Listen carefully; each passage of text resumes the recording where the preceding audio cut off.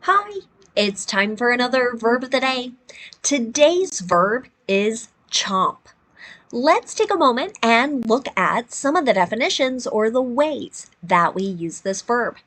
The first way you might encounter chomp used can mean to chew vigorously and noisily. Right? So with this, chew, right, is the action with our teeth, taking food, grinding it into smaller pieces. And so doing it with a little bit of force, maybe sometimes some excitement. Now, when I think of this verb, chomp, what immediately came to my mind was animals and the way that sometimes we see or hear them eat. So you can think a really enthusiastic or loud sort of biting and chewing sound. Now, a second and less common way you might encounter chomp can mean to worry or fret impatiently, right? So here it's not a chewing action, but it's almost like someone is ready to kind of take a bite out of whatever it is that is causing them to worry. For now, you should know that chomp is a regular verb. To make the progressive form of this verb, all you need to do is add ing to form chomping. The past tense and participle forms of this verb can be made by adding ed. Our base verb, chomp, ends with an unvoiced p sound. This means that our past tense ending is just going to make a t sound. So it should sound like this: chomped, chomped. You can hear that t sound. Now, we might encounter a couple phrasal verbs, and the one that I think is most common to hear is to chomp down on. This can be used in a couple different ways. One would again to talk about biting something aggressively or forcefully. Okay? Let's take a look at an example of this phrasal verb in a sentence. The horse chomped down on his hand as he attempted to feed it a carrot. Right? So here, maybe we can picture someone holding out a carrot in their hand for a horse, right? But the horse aggressively bit his hand. A second way to use chomp down on can mean to restrain or withhold something. Generally, it's going to require great willpower, so a strong desire not to do something or to restrain oneself from doing something. An example of this might be: he chomped down on his frustrations as he redid the project for the third time.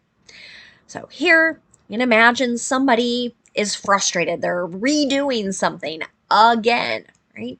And they might feel like, I want to say something. Maybe I want to raise my voice. Maybe I want to bang my fist on the table, right? Do something that shows I'm frustrated. But here, someone is restraining themselves. So he's not acting out those frustrations. Now let's move on and continue using our verb of the day, chomp. Today we'll practice the simple past tense and we'll practice some imperatives. We use the simple past tense to talk about completed actions at a known point in the past. And the nice thing about making sentences in the simple past tense is that our structure will stay the same no matter what our subject is. So in the affirmative, we're going to have our subject, and then we're going to use the ed form of our verb.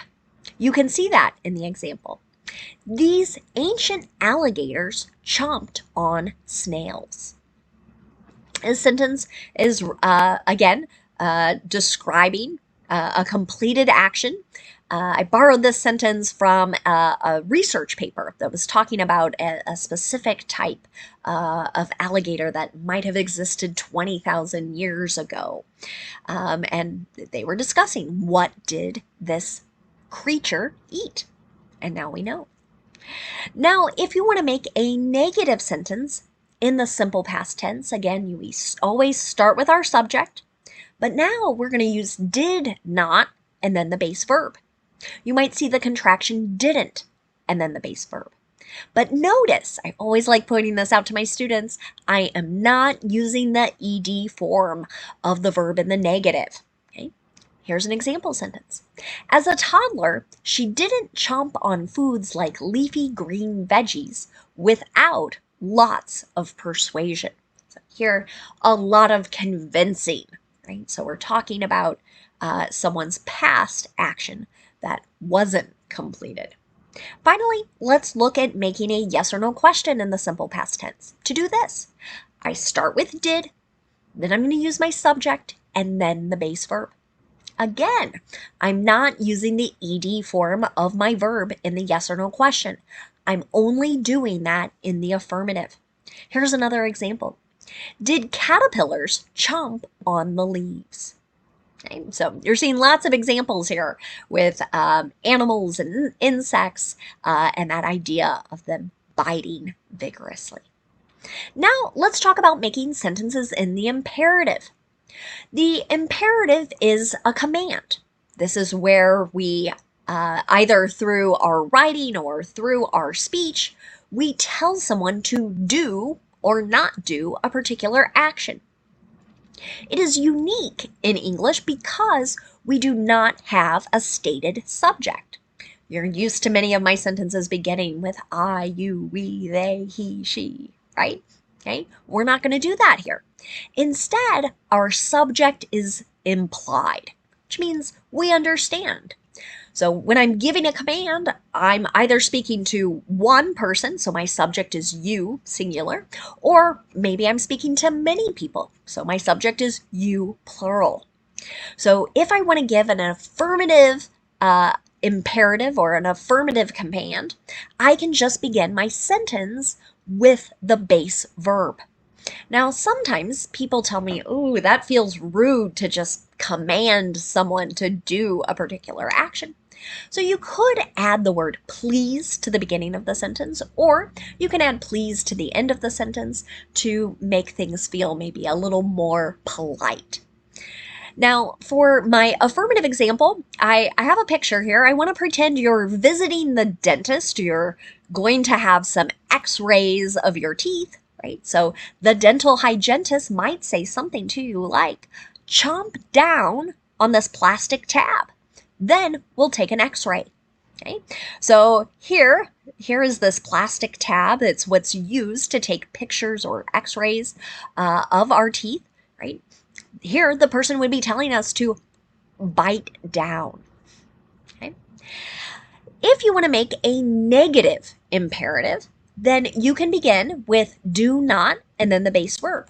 Or you can say don't and the base verb. An example of this might be, don't chomp on ice cubes. It's bad for your teeth. Again, this is something we might hear from a professional who works in the dental field. Now let's move on and talk about some words and a phrase related to our verb chomp. And the first word we're going to talk about is just the noun form of this word. The noun chomp has the exact same spelling and the exact same pronunciation as our verb, and generally when we use it, we're referring to either a chewing noise or a chewing action. An example of this noun might be, the massive shark took a chomp at the diver's camera. So here, maybe you can imagine some scuba divers, people in the water. They've got a camera, they're taking pictures, and here comes a shark that tries to chew or bite. Another related word you might hear is chomper. This could refer to someone who chomps or bites. An example of this in a sentence might be, popcorn chompers are going to love the theater's new policy on refills. Right? So here we're talking about people who eat popcorn a great deal. Now, a informal way sometimes people use chomper is to refer to tooth, or we can make it plural, chompers, and refer to one's teeth. An example of this, you have to brush your chompers. Right? I don't think it's quite as common to hear this as much. I feel like as a child, I would hear this informal or slang term from my grandparents. So this might be a really old kind of term and not one you encounter all that often in 2024. Let's end our video today with a phrase: to chomp at the bit.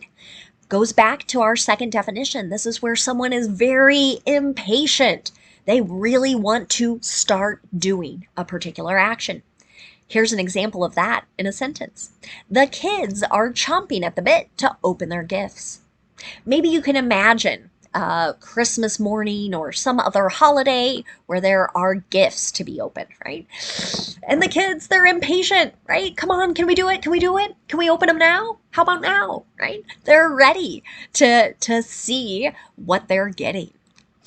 Thank you so much for watching today's video. I hope you have a great day.